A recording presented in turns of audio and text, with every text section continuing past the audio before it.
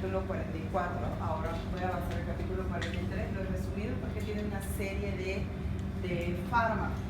Y este capítulo habla de la motilidad gastrointestinal. Y el primer fármaco que nosotros vamos a estudiar, los primeros fármacos que vamos a estudiar son procinéticos. Luego los fármacos antieméticos, antiespasmódicos o espasmolíticos, y otros son los antivertiginosos. Quedarían antidiarreicos y quedarían laxantes. Antidiarreico y laxante, usted lo va a leer porque también son bastante cortos y con eso nosotros completamos el tema. Cuando nosotros hablamos de procinético, la palabra procinético habla de que son fármacos que me van a mejorar la coordinación motora, es decir, que voy a restaurar el peristaltismo en el paciente. No hay que confundir los procinéticos con laxantes, ¿ya? Usted no puede confundir procinéticos con laxantes. ¿Cuál es la diferencia? Los laxantes son sustancias irritativas de toda la mucosa, son agresivos y ellos tienden a perder, mientras el paciente utiliza todos los días el laxante o día por medio o el uso que ella tenga, el laxante tiende a que el paciente pierda el peristaltismo, pierda la coordinación motora. Por lo tanto, llega un momento en que el paciente no va a defecar sin laxante. Entonces, eso a mí me trae un problema. Ya tenía problemas de estreñimiento, por eso he consumido laxante. Ahora se hizo adicto al laxante, ya no consume más laxante y empeoramos el cuadro. Con los procinéticos, y aparte las heces fecales del paciente son líquidas, ¿no? Cuando consume laxante. En los procinéticos son fármacos que me van a restaurar el movimiento, me van a ayudar al tránsito del bolo alimenticio, voy a restaurar esa coordinación motora, las propulsiones, y el paciente, una vez terminado el tratamiento, 20 días o un mes con procinético, el paciente puede, sin los medicamentos, va a defecar de manera normal.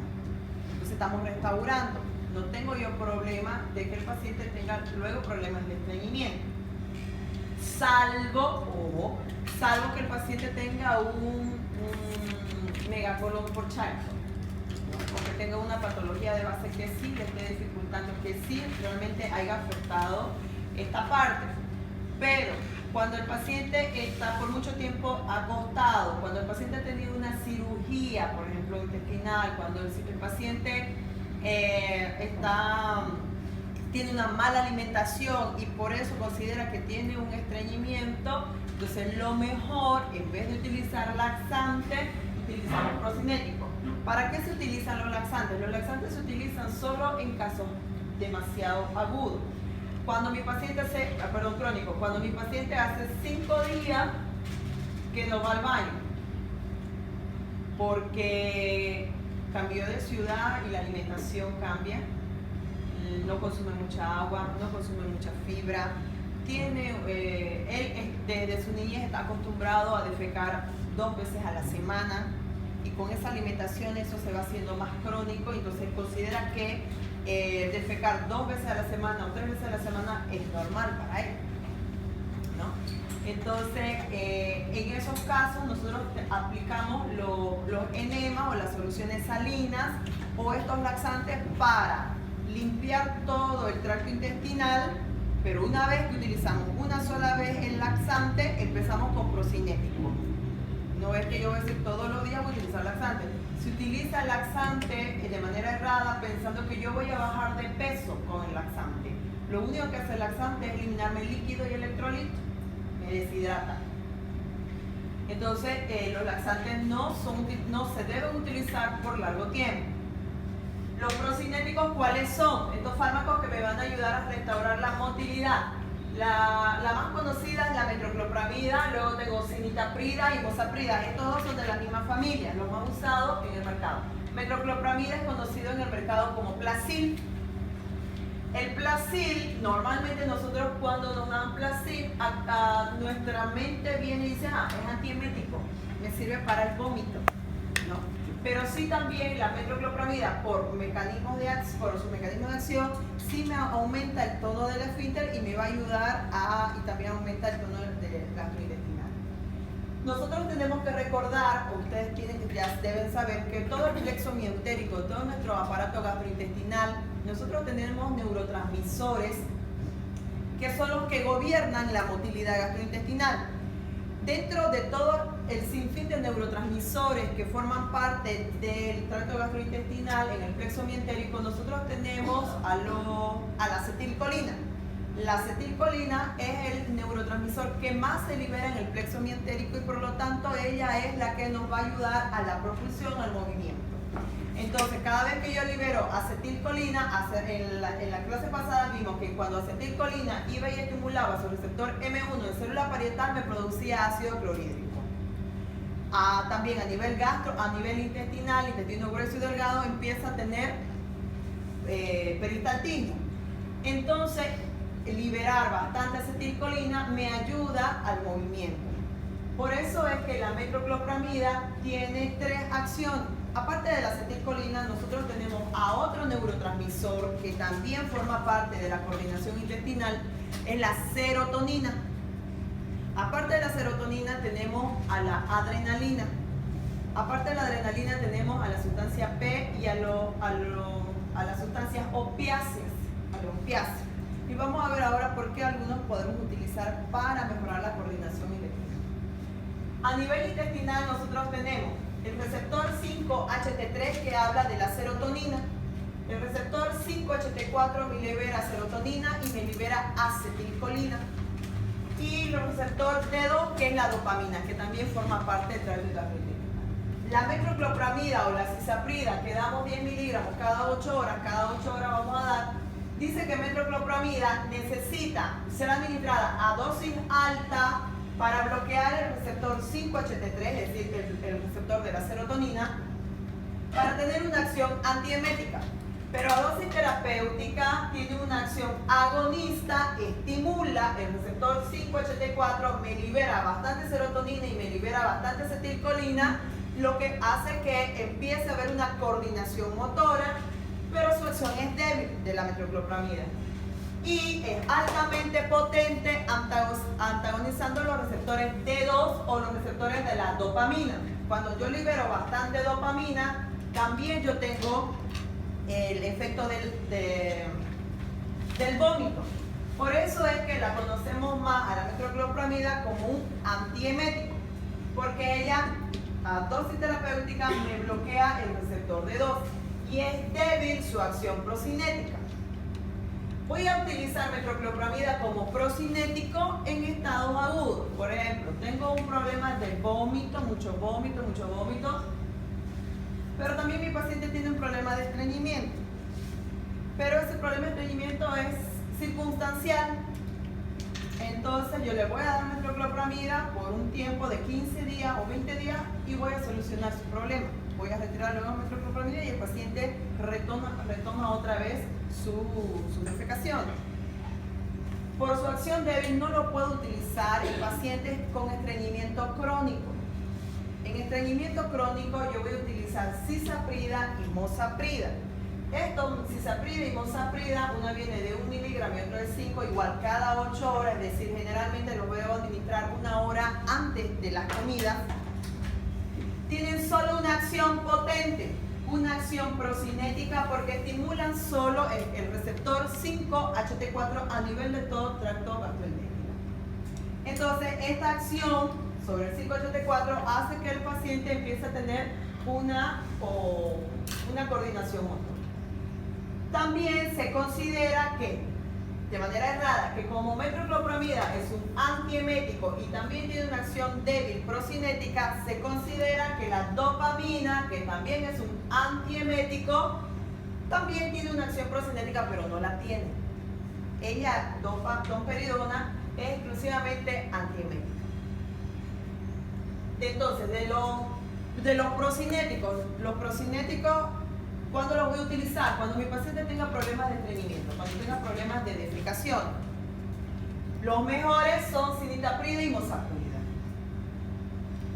Antieméticos. Los antieméticos están obviamente destinados para bloquear la emesis. Y la emesis es un proceso circunstancial, es por un tiempo y no es de manera crónica. Es decir, no va a ser un tiempo, la persona no se la pasa vomitando. Tal vez la que está embarazada, la que está grávida, puede tener procesos puede tener días de vómito, pero es poco probable que tenga los 9 meses vomitando. Hay casos excepcionales en que sí la pasa vomitando, pero para eso tenemos cómo corregir. Los antidopaminérgicos son uno de los más usados, pero no son los más potentes. Metoclopramida, clevoprida, clorpromacina y haloperidol. Cualquiera de ellos yo puedo utilizar como un antiemético. Luego tenemos a la domperidona. ¿Cuál es la diferencia entre metoclopramida y domperidona? Si bien los dos son altamente antieméticos por bloquear el receptor D2 en el área postrema, la metoclopramida viene vía oral, puedo administrar la vía parenteral, puedo administrar la endovenosa y puedo administrar la intramuscular. La metoclopramida pasa leche, pasa placenta y pasa barrera hematoencefálica. El problema de bloquearme los receptores D2 hace que la dopamina no estimule su receptor D2 y empieza ahí un problema. Los efectos extrapiramidales que va a presentar el paciente, o llamados también como síntomas del parkinsonismo.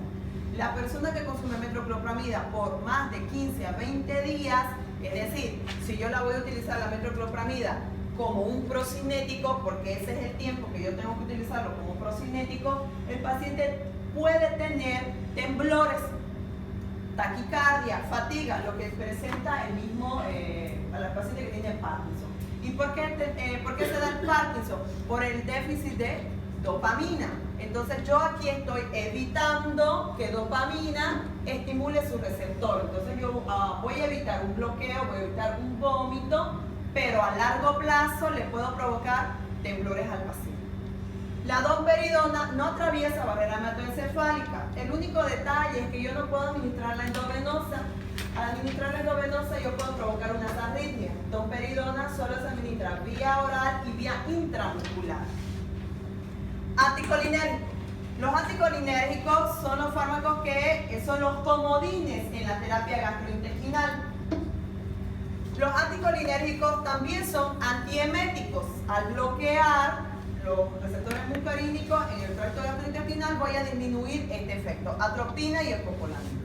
Los antihistamínicos son otros fármacos. Los cuando avanzamos inhibidores del ácido clorhídrico, les dije que la histamina tenía 4 receptores, H1, H2, H3 y H4. El H2, que fue el que hablamos en úlcera, era el que estaba relacionado con la producción de ácido clorhídrico. Los H1 les dije que estaba relacionado con la vasodilatación, el enrojecimiento, el prurito, el edema de glotis, las alergias. Pero a la vez estos antihistamínicos no solo bloquean el receptor H1, sino que de manera paralela tienen una acción anticolinérgica, comparten también esa acción con la atropina. Entonces, si yo soy una histamina que me libero, voy y busco en mi receptor H1, lo bloqueo y a la vez de bloquear el receptor H1 voy a bloquear el receptor M1 que le corresponde a la atropina. Voy a hacer una acción anticolinérgica y también voy a bloquear el vómito por esa área. Por eso es que los antihistamínicos H1 tienen una acción antagonista sobre los receptores M1 también. Ahí tenemos prometacina, dimenhidrinato y difenhidramina. Y también tenemos a la doxilamina.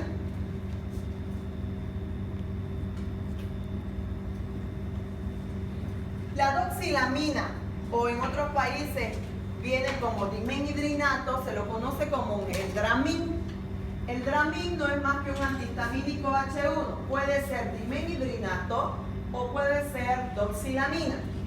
En Brasil creo que es dimenhidrinato, el Dramin B6. B6, ¿qué quiere decir? Que viene con vitamina B6.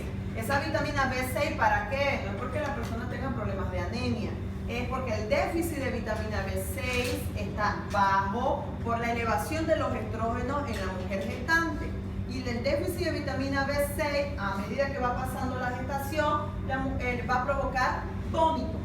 Entonces, por eso es que se administra un dimenhidrinato para bloquearme el vómito y reponer la vitamina B6 para evitar otra vez el vómito. O si no, puede venir con doxilamina, que es otro antihistamínico, que también bloquea. De dimetirinato y doxilamina, el que tiene menos problemas para la mujer gestante es la doxilamina. Luego tenemos los antiserotoninéricos, que sí son los mejores antieméticos. Estos son los que van a bloquear directamente la serotonina. La serotonina manda más en el vómito que la dopamina. Por ejemplo, no sé si usted alguna vez le ha pasado, cuando usted era niño o su sobrino, viene el niño tempranito, se levanta y le dice, anda a desayunar rápido, tenés que desayunar rápido. Y el niño empieza a desayunar rápido, apenas mastica, pero lo único que hace es deglutir. Él está sentado, pero en ese momento él se para porque tiene que cambiarse, tiene que salir a alguna parte, y en ese momento él vomita. Acababa de terminar de comer y en ese momento él vomitó. O también puede ser que a usted le haya pasado eso. O le viene un dolor profundo en la boca del estómago después de haber terminado de comer algo de manera rápida, o caliente, o fría. Esos estímulos de comer muy rápido o por las temperaturas extremas estimulan la liberación de serotonina y por lo tanto viene ese reflejo del vómito. Por lo tanto, cuando yo elevo de manera brusca la liberación de serotonina, voy a provocar vómito. Por eso necesitamos bloquear a la serotonina. ¿Cuáles son los mejores? Ondansetrón, palonocetrón, tropicetrón, granicetrón y odolacetrón. Todos los cetrones son los mejores antieméticos. Por eso es que los puedo utilizar en cualquier episodio de vómito, cualquiera sea la causa, pero están también separados para pacientes que tienen terapia con citotóxicos o que tienen que pasar por una radioterapia o por una quimioterapia. ¿Por qué? Porque los fármacos citotóxicos son altamente emetizantes. Pacientes que están en el oncológico, por ejemplo, pacientes que reciben una terapia de cáncer, antes de administrarse sus medicamentos o antes de administrar comida, ellos necesitan administrarse un ondansetrón de 8 miligramos mezclado con dexametasona. Así se hace la terapia. Ondansetrón o cualquiera de estos mezclados con dexametasona para disminuir, para bloquear el vómito en estos pacientes. Si yo no tuviera ondansetrón, palonocetrón, que son los más potentes, yo puedo utilizar la metroclopramida con dexametasona, sería la otra. Empiezan primero con metroclopramida porque es la más económica. Pero aún así, cuando los pacientes no paran, después de terminar la quimioterapia, no paran de vomitar, entonces se le administra ondansetrón con dexametasona. Para mujeres embarazadas, utilizamos doxilamina más vitamina B6 por un tiempo. Podemos utilizar metroclopramida en estados circunstanciales, es decir, todos los días no le voy a dar a metroclopramida. Y la clorpromacina es el mejor fármaco para revertir el hipo, que soluso creo que le dicen, ¿no? Utilizamos también la metroclopramida, pero el más fuerte es la clorpromacina. ¿Cuándo voy a utilizar? Puedo utilizar clorpromacina, puedo utilizar metroclopramida, y si el paciente después de utilizar clorpromacina termina el efecto de la clorpromacina y él otra vez continúa, una persona que tiene hipo 2-3 días, ya yo tengo que estar alarmado. Entonces ahí no me queda más que sedar a mi paciente con diazepam, ¿no? Endovenoso. Lo sedo y después de que él se levante, obviamente va a estar relajado porque lo que hace el diazepam es relajar el esfínter. Entonces puede ser que una vez que él esté en contacto otra vez con la situación que le ha provocado el estrés, por eso es que él tiene hipo, para evitar esa recidiva, el paciente debe consumir metroclopramida por lo menos unos 3 a 4 días para evitar otra vez que retorne. Antiespasmódico. ¿Qué es el espasmo? No es más que la contracción abrupta de las vísceras. Y tenemos dos fármacos importantes. importantes. La primera son los anticolinérgicos. Hace rato volvimos a ver los anticolinérgicos como antieméticos. Ahora los vemos como antiespasmódicos. Cuando el paciente está con espasmo, obviamente él no va a estar riendo ni bailando, simplemente le está gritando de tanto dolor, porque los dolores viscerales no se calman con analgésicos normales. ¿Cuáles son los analgésicos normales? Los AINES, diclofenaco, ibuprofeno, ketorolaco. No se pasan esos espasmos. Nosotros a los espasmos les podemos llamar los cólicos. Cólico biliar, cólico menstrual, cólico renal. Esos cólicos o esa contracción de las vísceras que cursan con dolor están también relacionados, altamente ligados con las neuronas nociceptivas que se encargan del dolor, y esas neuronas nociceptivas están inervadas y están gobernadas por la acetilcolina. Por lo tanto, para evitar el espasmo y para evitar el dolor, yo necesito evitar que acetilcolina siga siendo liberada. Por lo tanto, debo volver a administrar anticolinérgico. Para todos los dolores viscerales, debo administrar anticolinérgico. Atropina, escopolamina, mebeverina, propinoxato, cualquiera de los anticolinérgicos. Usted conoce la escopolamina como el Buscopan y está destinado para todos los dolores viscerales. O también Buscopan con puerto. De acuerdo al país puede venir escopolamina, que es el Buscopan, más dipirona, o escopolamina más paracetamol. Aquí nosotros podemos utilizar estos antiespasmódicos en el caso de aquellas mujeres que tienen cólicos menstruales. En esos momentos la mujer dice: doctora, ¿sabe qué? Ya yo no consigo pasar el dolor con un ibuprofeno o con un diclofenac. Entonces tengo que recurrir a un Buscopan. Y es lógico, porque es una víscera que está gobernada por acetilcolina y es la que me está causando el espasmo y el dolor. Por eso es que recién a ella le va a pasar con un Buscopan o acá en Santa Cruz con un Vialil. Pasado eso, yo puedo utilizar cualquiera de ellos. Uno de los mejores antiespasmódicos después de escopolamina es la mebeverina. Viene solita, la tableta es mucho más potente que escopolamina. Escopolamina tengo que dar cada 6 horas, mebeverina voy 2 veces al día. Luego tengo los opiáceos, como la morfina o el tramadol. La morfina la voy a utilizar en dolores postquirúrgicos, después de que el paciente haya tenido una resección de colon, haya tenido una colecistectomía, es decir, yo haya hecho una cirugía en víscera. El posoperatorio, el dolor posoperatorio, no lo voy a calmar con AINES, porque yo ya trabajé en víscera. Lo único que me van a calmar el dolor son los opiáceos, por eso es que se administra morfina. O la morfina también va directamente a otro tipo de dolores, ¿no? Como el que está relacionado con el cáncer. Por lo tanto, los antiespasmódicos están destinados para dolores viscerales. Y por último, los antivertiginosos.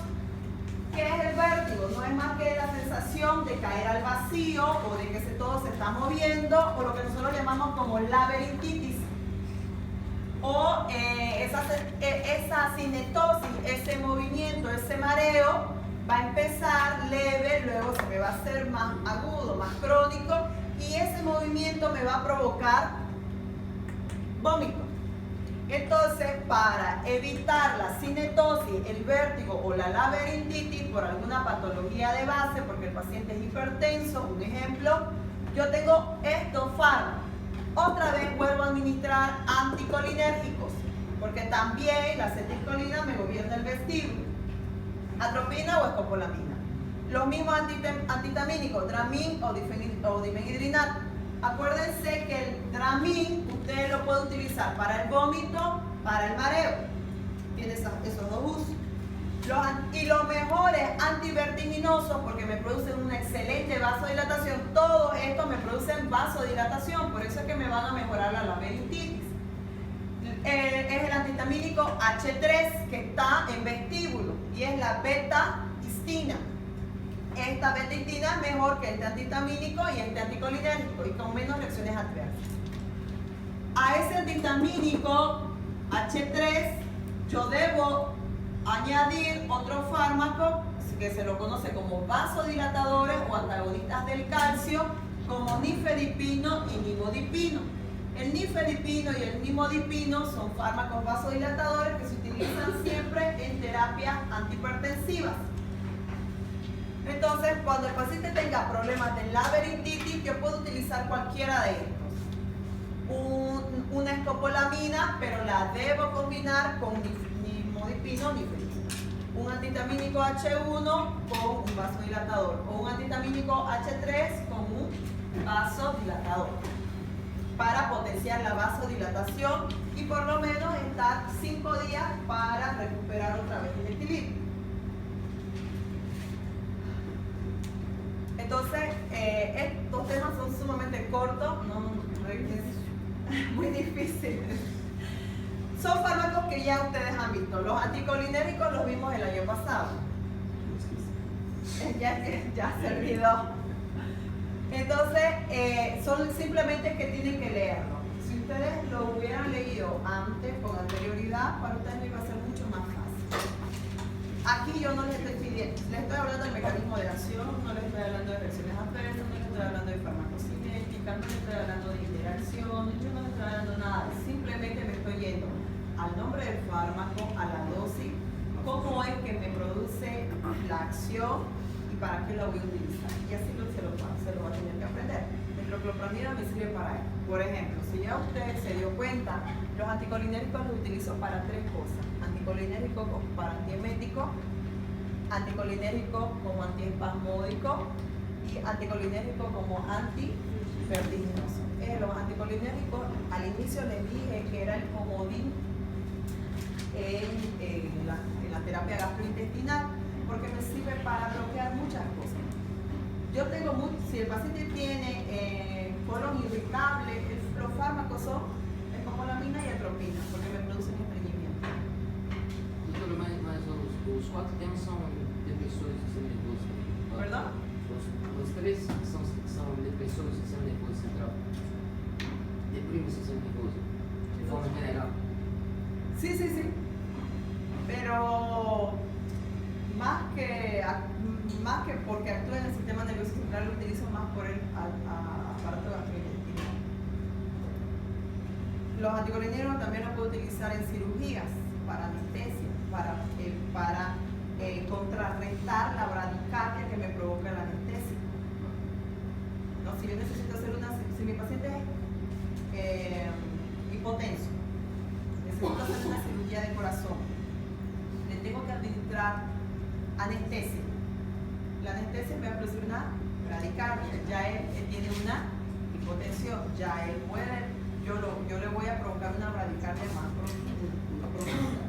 Entonces, para evitar esa bajada tan brusca, yo le voy a administrar atropina y atropina va a empezar a favorecer la bomba y entonces allá yo voy a poder tener 1 o 2 horas o 1 hora para poder trabajar de manera normal y controlar a mi paciente. Tiene otro uso también la atropina, no solamente, y es de acuerdo a la dosis alta y dosis baja igual. Entonces, el estudiar los anticolinérgicos tiene muchos usos. Por eso es que yo se los he seccionado de acuerdo a la patología. Antiemético, antiespasmódico y antivertiginoso. Entonces, jóvenes, el siguiente martes nosotros seguimos avanzando y el siguiente jueves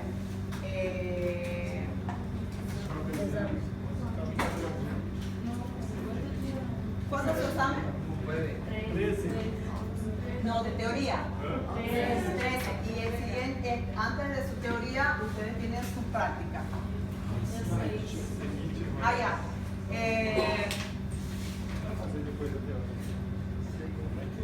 ¿Cómo dice?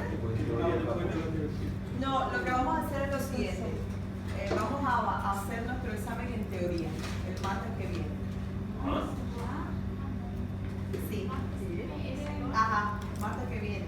En vez que sea jueves. Ya antes de jueves. Nuestro examen va a ser jueves en práctica, ¿no ves? Va a ser martes en teoría. ¿Por qué? Porque tengo más tiempo y todos ustedes van a tener sus 5 minutos sin que yo los presione y todos felices y contentos.